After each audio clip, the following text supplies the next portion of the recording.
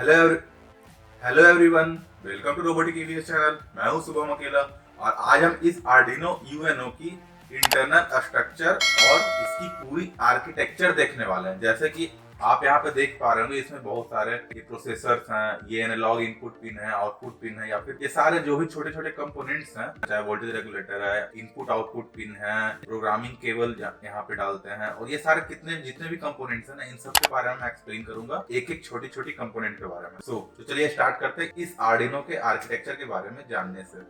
यही है Arduino UNO, जिसकी की फुल आर्किटेक्चर मीन इस जितने भी कंपोनेंट्स लगे हुए हैं, ये कौन सी कंपोनेंट क्या काम करती है, इन सब के बारे में मैं आज बताने वाला हूँ। तो चलिए स्टार्ट करते हैं। सबसे पहले मैं इस आर्डिनो यूएनओ के बारे में बता देता हूँ। ये आर्डिनो यूएनओ है जो कि एक ओपन सोर्स प्लेटफॉर्म है। इसकी सारी फाइल्स, सारी लाइब्रेरी सब फ्री में अवेलेबल है। आप इसे यूज कर सकते हैं बिना कोई भी पैसा दिए हुए। ये फ्रीली अवेलेबल है। आप इसे, जैसे ये एक माइक्रो कंट्रोलर लगी हुई है ना, इसको आप खुद से, तो एक माइक्रो कंट्रोलर बोर्ड है ना, आप चाहे तो इस बोर्ड को खुद से डिजाइन करके खुद से यूज कर सकते हैं। और ये सारी लाइब्रेरी जितने भी आर्डिनो यूनो के ना, सब आप उसमें यूज कर सकते हैं। इसीलिए इसे फ्री एक ओपन सोर्स बोला गया है। आइए अब मैं इसके इंटरनल सारे कंपोनेंट्स के बारे में एक्सप्लेन करता हूँ। चलिए मैं स्टार्ट करता हूँ इस केबल से। अगर आपने ये आर्डिनो बोर्ड पहले यूज कर रखा है तो आपको पता होगा, ये यहाँ एक प्रोग्रामिंग केबल हम लोग डालते हैं।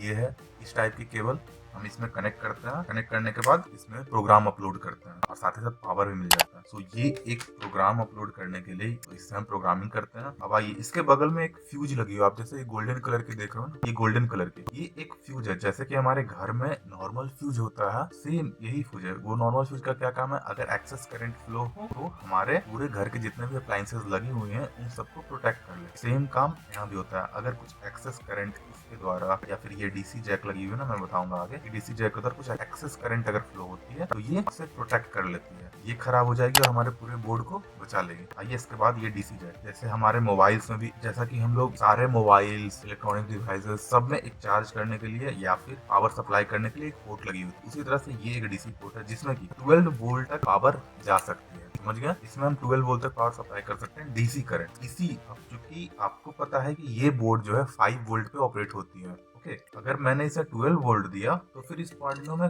5 वोल्ट कैसे सप्लाई होगी? तो उसी के लिए ये बगल में आप देख रहे हो, ये वाला, हाँ, ये जो है ना, ये एक वोल्टेज रेगुलेटर, जो कि इसमें कितने भी वोल्टेज आए, जो कि 12 वोल्ट तक ना, इन सबको ये 5 वोल्ट में कन्वर्ट कर देती है। तो यही वोल्टेज रेगुलेटर का काम है। अब मैं आपको बताता हूँ, मान लीजिए आपने कनेक्ट यहाँ से भी किया है और यहाँ से भी कनेक्ट किया है। यहाँ से भी आप प्रोग्रामिंग केबल यहाँ से कनेक्ट कर दिए तो यहाँ से भी पावर आ रहा है। कोई डीसी जैक है उसे आपने यहाँ कनेक्ट कर दिया, यहाँ से भी पावर आ रहा है। अब ये जो माइक्रो बोर्ड है वो किसकी पावर लेगी? अगर दो पावर यहाँ पे आ चुकी है ना, तो किसकी पावर ये लेगी? तब इस आर्डिनो बोर्ड में कौन सी पावर सप्लाई होगी? तो ये आप जो देख रहे हैं ना, ये छोटी सी आईसी, ये वाली, ये आईसी कंपैरेटर है। ये कंपैरेटर है, तो यही इन दोनों के बीच कंपेयर करेगी और इस वोल्टेज रेगुलेटर को, या फिर इस पूरे माइक्रो बोर्ड में वही पावर सप्लाई करेगी जो इस वोल्टेज रेगुलेटर के लिए सही होगी। इसके ठीक बगल में ये और एक वोल्टेज रेगुलेटर, ये एक वोल्टेज रेगुलेटर है जो कि 12 अप टू 12 वोल्ट तक की सप्लाई को 5 वोल्ट कांस्टेंट 5 वोल्ट में सप्लाई करती है। और ये एक वोल्टेज रेगुलेटर है जो कि आप यहाँ पे देख पा रहे हैं, मैं आपको दिखाता हूँ। यहाँ पे 3.3 वोल्ट आपको दिख रही होगी। ये 3.3 वोल्ट कैसे आएगी? अभी जब मैं पावर होनी भी तो चाहिए ना। ये 3.3 वोल्ट जो है, मैं एक्सप्लेन करूंगा ये पिन क्या है, ये 3.3 वोल्ट क्या लिखे। तो फिलहाल मैं ये बताता हूँ, ये 3.3 वोल्ट इस पूरे बोर्ड में ये एक पिन है जहाँ से हम 3.3 वोल्ट ले सकते हैं। ये 3.3 वोल्ट पावर की आउटपुट है। तो ये कहाँ से आई? इसके लिए जैसे ही इसने 5 वोल्ट आउटपुट दिया, तो इस वाले वोल्टेज रेगुलेटर का यूज करके ये 5 वोल्ट से 3.3 वोल्ट में कन्वर्ट कर दिया। आप बोलोगे 3.3 वोल्ट क्यों? क्योंकि 3.3 वोल्ट से भी बहुत सारे इक्विपमेंट काम करती है जो हम उनको फर्दर यूज कर सकते हैं। इसलिए 3.3 वोल्ट की पावर आउटपुट भी हमें प्रोवाइड की जाती है। तो ये वोल्टेज रेगुलेटर, ये वाला, ये वोल्टेज रेगुलेटर इसी काम में आती है। और ये क्या है? ये एक कैपेसिटर है जो कि फिल्टर कैपेसिटर है। अगर आप पावर सप्लाई देते हैं तो बहुत सारी नॉइज होती है ना, तो उस नॉइज को हटाने के लिए ये फिल्टर कैपेसिटर काम में आती है। इसके ठीक बगल में आप देख पा रहे हो, ये एक डायोड है जो कि प्रोटेक्शन डायोड होती है। समटाइम अगर आप डीसी जैक से पावर सप्लाई दे रहे हैं तो हो सके उसकी पोलैरिटी उल्टी हो, पॉजिटिव की जगह पर नेगेटिव हो, नेगेटिव की जगह पर पॉजिटिव हो, तो उस टाइम हमारे अगर पावर सप्लाई हो गई तो हमारे बोर्ड खराब हो जाएगा ना। तो ये रिवर्स करंट में ना फ्लो हो, इसलिए ये प्रोटेक्शन डायोड है, ताकि अगर रिवर्स में करंट फ्लो हो तब ये प्रोटेक्शन डायोड करंट को फ्लो ही ना होने दे। इसीलिए ये प्रोटेक्शन डायोड यहाँ पे इस माइक्रो बोर्ड में लगी हुई है। आगे अब मैं आपको एक्सप्लेन करता हूँ थोड़ी सी। ये रीसेट पिन है। ये जो पिन है ना, ये एक रीसेट बटन है। रीसेट बटन मीन्स क्या? मान लीजिए कोई 1 घंटे का प्रोग्राम है, वो चल रहा है। एक बार जब मैं 1 घंटे का प्रोग्राम चला दूं अब बीच में मुझे लगे कि दोबारा से चेक करना, तो मैं क्या फिर से प्रोग्राम को निकालूंगा और अपलोड करूंगा दोबारा से? नहीं, तो ये एक रीसेट बटन है ताकि हमारे प्रोग्राम को फिर से स्टार्ट कर दे। रीसेट मतलब फिर से स्टार्ट कर दे जहां से स्टार्ट हुआ। मान लीजिए 1 घंटे का प्रोग्राम है, आधा घंटा हो चुका है, अब मुझे फिर से वो प्रोग्राम दोबारा से स्टार्ट करना, तो इस बटन को दबा देंगे, इस रीसेट बटन को, तो हमारा प्रोग्राम फिर से 0 से स्टार्ट हो जाएगा। तो ये उसी के लिए काम में आता है। और आगे देख पा रहे होंगे। अब चलिए मैं इधर आ जाता हूँ। ये हमारे यहाँ से लेके यहाँ तक ये पावर पिन बोली जाती है। पावर पिन क्यों? आप देख पा रहे होंगे इसके अंदर ये GND है, ये 5 वोल्ट की है, ये Vin है, ये 3.3 वोल्ट है, ये रेफरेंस वोल्टेज है जो कि आप देखो ना IOREF, तो इनपुट आउटपुट रेफरेंस वोल्टेज है। ये सारे पावर्स को डिनोट करती है। जैसे कि अगर आप पहले तो यहाँ से पावर दे सकते हैं, अगर यहाँ से ना दे रहे हैं, तो फिर ये जो Vin है ना, Vin भी एक पोर्ट है जहाँ से हम पावर इस बोर्ड में दे सकते हैं। अब ये समटाइम 5 वोल्ट होती है, समटाइम डिफरेंट वोल्टेज होती है, वो चेक करना पड़ता है। ये एक Vin जो पोर्ट है ना, यहाँ से भी हम इस आर्डिनो बोर्ड को पावर देते हैं। और ये एक GND है, ये GND पोर्ट है, ये 1 2 3 और GND पोर्ट है। इसके बगल में ये 5 वोल्ट की पोर्ट है, यहाँ से हम 5 वोल्ट के आउटपुट ले सकते हैं, ये 3.3 वोल्ट के आउटपुट ले सकते हैं, मैंने पहले ही बताया। अब आगे ये एनालॉग इनपुट आउटपुट पिन है। मींस जैसे कि डिजिटल में होता है ना, ये जैसे ये इधर जितनी सारी 13 पिन है, 14 पिन है, ये डिजिटल इनपुट आउटपुट पिन है। मींस इसमें या तो 0 या तो 1, ये डिजिटल इनपुट आउटपुट होती है। बट ये एनालॉग है। जैसे में अगर आप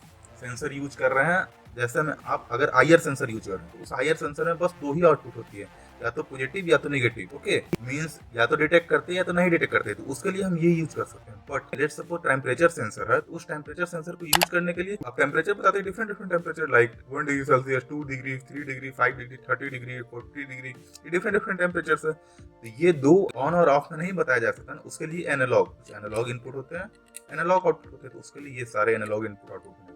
अब आइए इसका मेन, इस आर्डिनो का सबसे मेन, जो कि जिसे ब्रेन बोलते हैं, ये एटमेगा 328P माइक्रो कंट्रोलर है। इसी से इन सारे जो भी हम प्रोग्राम अपलोड करते हैं, सारे जो स्केच से लिखते हैं, वो यहीं से प्रोग्राम होती है और इसी में डाली जाती है और फिर ये एग्जीक्यूट करती है। ये हमारा मेन ब्रेन है, जो कि मेन माइक्रो कंट्रोलर है। इसमें रैम होती है, रोम होती है, EPR रैम होती है, बहुत सारी चीजें होती है। अब आप देख पा रहे होंगे ये डिजिटल इनपुट आउटपुट पिन है। ये पूरा 0 से लेकर 13 तक डिजिटल इनपुट आउटपुट पिन है, और 13 के बाद एक ग्राउंड पिन भी है।